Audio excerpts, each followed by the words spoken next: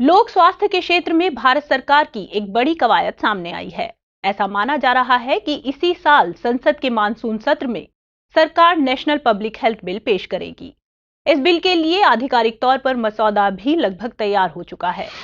मसौदे के मुताबिक सरकार पब्लिक हेल्थ के लिए नया एडमिनिस्ट्रेटिव सिस्टम लागू करेगी, जिसमें 4 लेवल होंगे, यानी राष्ट्रीय, राज्य, जिला और ब्लॉक स्तर पर पब्लिक हेल्थ अथॉरिटीज काम करेंगी। इन अथॉरिटीज को कुछ इस तरह की शक्तियां दी जाएंगी कि ये हेल्थ इमरजेंसीज से आसानी से निपट सके। राष्ट्रीय स्तर पर अथॉरिटी की कमान स्वास्थ्य मंत्रालय के हाथों में रहेगी। इधर सरकार 125 साल पुराने एपिडेमिक डिजीज एक्ट 1897 को भी इस बिल के जरिए खत्म करने का मन बना चुकी है। आपको याद दिला दें कि कोविड महामारी के शुरू होने के बाद जितने भी कड़े कदम उठाए गए, उनके लिए ज्यादातर मामलों में इस कानून का सहारा लिया गया था। नए प्रस्ताव के जरिए हेल्थ कार्डर भी बनाए जाएंगे जो राष्ट्रीय और राज्य स्तर पर काम करेंगे। ड्राफ्ट में bio terrorism, natural disasters, chemical and nuclear हमलों या दुर्घटना के चलते आने वाली किसी स्वास्थ्य आपदा को भी कवर किया गया है। इसका मतलब है कि सरकार इन हालातों में पब्लिक हेल्थ इमरजेंसी भी घोषित कर सकती है। लॉकडाउन, आइसोलेशन और क्वारंटीन जैसे शब्दों को भी इस ड्राफ्ट में डिफाइन करने की पेशकश हुई है। पिछले दिनों संसद ने एक प्रस्ताव रखा जिसमें मौजूदा वित्तीय वर्ष के लिए अतिरिक्त खर्च की मंजूरी मांगी गई है। इसमें कुल 1.07 लाख करोड़ रुपए की मांग रखी गई थी। एक अनुमान है कि इस राशि में से लगभग 15,000 करोड़ रुपए अकेले उर्वरक सब्सिडी पर खर्च होंगे। इसके साथ ही सरकार नेशनल इंश्योरेंस कंपनी लिमिटेड जैसी पब्लिक सेक्टर की इंश्योरेंस कंपनीज में सुधार के लिए निवेश भी करना चाहती है। आपको बता दें कि यह तीसरा मौका है जब सरकार ने संसद में इस वित्तीय वर्ष के लिए सप्लीमेंट्री डिमांड का प्रस्ताव सामने रखा है। गौरतलब है कि हर साल अपने खर्चों को पूरा करने के लिए सरकार को संसद से मंजूरी लेनी पड़ती है। अगर किसी साल किसी सेवा के लिए राशि कम पड़ जाती है तो सरकार संसद से अतिरिक्त खर्च की अनुमति लेती है। इसे ही अनुपूरक अनुदान कहा जाता है। इसी तरह किसी साल नई सेवाओं की घोषणा होती है और उनका जिक्र अगर वर्तमान बजट में नहीं है तो उसके लिए भी अनुदान की दरकार होती है। इस अनुदान को ही हम अतिरिक्त अनुदान कहते हैं। इधर सरकार अगर किसी सेवा पर निर्धारित बजट से ज्यादा खर्च कर लेती है तो इसकी मंजूरी बाद में ले ली जाती है। इस तरह के अनुदान को हम अधिक अनुदान कहते हैं, जिस पर वर्तमान बजट के बाद लोकसभा में वोटिंग होती है।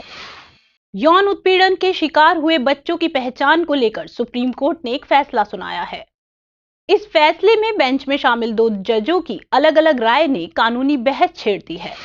बेंच में शामिल रही एक जज पीड़ित बच्चे की पहचान के खुलासे के पक्ष में है। उनका मानना है कि पहचान का उजागर होना पीड़ित बच्चे की सुरक्षा में मददगार होगा। दूसरे जज का मानना है कि पीड़ित बच्चे की पहचान का खुलासा नहीं होना चाहिए, क्योंकि यह उसके निजता की सुरक्षा के अधिकार का हिस्सा है। दूसरे शब्दों में बहस इस बात पर है कि क्या पॉक्सो एक्ट की धारा 23 का उल्लंघन एक संज्ञेय अपराध यानी कॉग्निजेबल ऑफेंस है। इस संबंध में जजों की राय बिल्कुल अलग अलग है। कॉग्निजेबल ऑफेंस में वे अपराध शामिल हैं जिनमें पुलिस आरोपी को बिना किसी वारंट के गिरफ्तार कर सकती है। इसके उलट गैर संज्ञेय अपराध यानी नॉन कॉग्निजेबल ऑफेंस के मामले में वारंट की जरूरत होती है। इसके साथ ही इस तरह के केस में जांच के लिए पुलिस को सीआरपीसी की धारा 155(2) के मुताबिक मजिस्ट्रेट की मंजूरी लेनी होती है। पॉक्सो की धारा 23 की बात करें तो यह यौन उत्पीड़न के शिकार हुए बच्चे की पहचान छुपाए रखने में मदद करती है। इस धारा के मुताबिक किसी भी मीडिया में रिपोर्ट्स के जरिए बच्चे का नाम, पता, फोटोग्राफ, स्कूल या परिवार वगैरह की जानकारी का खुलासा करना एक अपराध है। इस प्रावधान के उल्लंघन के मामले में 6 महीने से 1 साल तक की सजा की व्यवस्था इस कानून में है। संथालियों के बीच संविधान की बेहतर समझ विकसित करने के लिए एक व्यक्ति की कोशिश सामने आई है। संथाली बोली के जानकार श्रीपति टुडू ने संविधान का अनुवाद इसी भाषा में किया है। पहल का मकसद है कि इस जनजाति में संविधान की बेहतर समझ विकसित हो। श्रीपति टुडू ने संविधान को ओल चिकी लिपि में ट्रांसलेट किया है ताकि लोगों को इसे समझने में आसानी हो। बात करें संथाली समुदाय की तो इसकी बड़ी आबादी पूर्वी भारत के राज्यों झारखंड, पश्चिम बंगाल और ओडिशा में रहती है। इस समुदाय की एक आबादी भारत के बाहर बांग्लादेश, भूटान और नेपाल में भी है। संथाली भाषा इस समुदाय की स्थानीय भाषा है। मूल संविधान की 8वीं अनुसूची में संथाली भाषा का जिक्र नहीं था, लेकिन साल 2004 में 92वें संशोधन के जरिए बोडो, डोगरी और मैथिली के साथ संथाली को भी इसमें जोड़ दिया गया। एक नजर अगर भारत के संविधान के ट्रांसलेशन से जुड़े प्रावधानों पर डालें तो स्थानीय भाषाओं में संविधान के अनुवाद के लिए ऐसी कोई व्यवस्था नहीं है। हालांकि यह बात अलग है कि हमारा संविधान आज हिंदी और अंग्रेजी के अलावा और भी भाषाओं में उपलब्ध है। संविधान में सिर्फ हिंदी भाषा में संविधान के अनुवाद का जिक्र है। 58वें संशोधन के जरिए संविधान में अनुच्छेद 394A जोड़ा गया था। इस अनुच्छेद के मुताबिक राष्ट्रपति की जिम्मेदारी है कि वह संविधान के हिंदी अनुवाद को प्रकाशित करे। अनुवाद के दरमियान उस भाषा, शैली या शब्दावली के इस्तेमाल पर जोर दिया गया है जिन्हें केंद्रीय कानूनों में अमल में लाया गया। सभी संशोधनों के इंग्लिश से हिंदी ट्रांसलेशन को भी संविधान में पूरी मान्यता दी गई है। इसी अनुच्छेद में एक और प्रावधान यह है कि हिंदी अनुवाद का वही अर्थ होगा जो उसके मूल का है। हालांकि किसी स्थिति में अगर स्पष्टता नहीं होती है तो इस संबंध में राष्ट्रपति उसे रिवाइज करेंगे। जापान के प्रधानमंत्री श्री किशिदा फुमियो 14वीं भारत जापान वार्षिक शिखर बैठक में भाग लेने के लिए बीते दिनों भारत दौरे पर रहे। यह शिखर बैठक ऐसे समय में हुई जब दोनों देश अपने द्विपक्षीय राजनयिक संबंधों की 70वीं वर्षगांठ मना रहे हैं।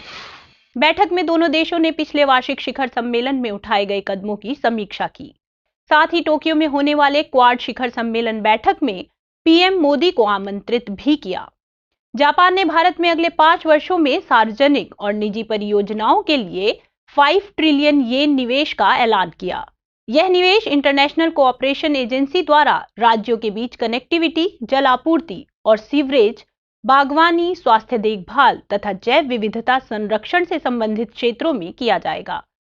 इससे पहले वर्ष 2014 में जापान द्वारा घोषित 3.5 ट्रिलियन येन निवेश के लक्ष्य को भारत ने हासिल कर लिया है। इसके साथ ही जापान द्वारा विकेंद्रीकृत अपशिष्ट जल उपचार के लिए जोहकासो प्रौद्योगिकी के लिए समझौता ज्ञापन पर हस्ताक्षर किए गए हैं। इस टेक्नोलॉजी का प्रयोग उन क्षेत्रों में किया जाएगा जहां सीवेज से जुड़े बुनियादी ढांचे का अभाव होगा। औद्योगिक सहयोग को बढ़ावा देने के लिए भारत जापान औद्योगिक प्रतिस्पर्धात्मकता भागीदारी की स्थापना साल 2021 में की गई थी। अब इसके जरिए एमएसएमई, विनिर्माण और आपूर्ति श्रृंखला सहित कई क्षेत्रों के लिए रोड मैप तैयार किया जाएगा। इसके अलावा दोनों देशों ने 75 बिलियन अमेरिकी डॉलर का द्विपक्षीय करेंसी स्वैप समझौता भी किया। भारत जापान व्यापक आर्थिक भागीदारी समझौते में सुरीमी मछली के व्यापार को बढ़ावा देने के लिए संशोधन किया गया। भारत के उत्तर पूर्वी क्षेत्र के सतत विकास के लिए भारत जापान के बीच एक पहल की शुरुआत की गई है। इसमें उत्तर पूर्वी क्षेत्र में बांस की मूल्य श्रृंखला को मजबूत करना, स्वास्थ्य संबंधी देखभाल, वन संसाधन प्रबंधन, कनेक्टिविटी और पर्यटन के क्षेत्र में सहयोग शामिल है। डिजिटल अर्थव्यवस्था को बढ़ाने के मकसद से भारत जापान डिजिटल साझेदारी पर भी व्यापक चर्चा की गई। इससे भारतीय आईटी पेशेवरों के लिए जापान और जापानी कंपनियों में काम करने के अवसर प्राप्त होंगे। स्वच्छ ऊर्जा से संबंधित योजनाओं और कार्बन रिसाइकलिंग जैसे क्षेत्रों में सतत आर्थिक विकास करने की दिशा में सहयोग के लिए भारत जापान स्वच्छ ऊर्जा साझेदारी का स्वागत किया गया। आर्कटिक क्षेत्र में भारत की भूमिका को कैसे बढ़ाया जाए, इसके मद्देनजर केंद्र ने हाल ही में एक आर्कटिक पॉलिसी जारी की है। इस पॉलिसी को India and Arctic building A partnership for sustainable development नाम दिया गया है। पॉलिसी के जरिए सबसे पहले तो सरकार ने आर्कटिक में भारत की स्थायी मौजूदगी की मंशा जाहिर की है। फिलहाल इस इलाके में भारत का केवल एक रिसर्च सेंटर है और उसका नाम हिमाद्री है। इस क्षेत्र में शोध को आगे ले जाने के लिए भारत सरकार एक रिसर्च वेसल की तलाश में भी है जो यहां नेविगेट कर सके। गौरतलब है कि आर्कटिक के मौसम का भारत के मानसून पर सीधा असर पड़ता है, लिहाजा यह वैज्ञानिकों के लिए शोध का विषय है। शोध के अलावा भारत यहां अपने व्यापार के मौके भी तलाशेगा। बात करें यहां काम करने वाले एक संगठन आर्कटिक काउंसिल की, तो भारत को फिलहाल इसमें ऑब्जर्वर का ही दर्जा हासिल है। इस संगठन में 8 सदस्य हैं: Canada, Denmark, Finland, Norway, Iceland, रूस, स्वीडन और अमेरिका। वहीं भारत के अलावा 11 देश इसमें ऑब्जर्वर की भूमिका निभा रहे हैं। पॉलिसी में जिन खास बातों पर ध्यान दिया गया है उनके बारे में हम बताते चलें। सबसे पहले भारत आर्कटिक क्षेत्र में विज्ञान, पर्यावरण सुरक्षा, मैरीटाइम को ध्यान में रखते हुए देश की क्षमताओं को मजबूत करेगा।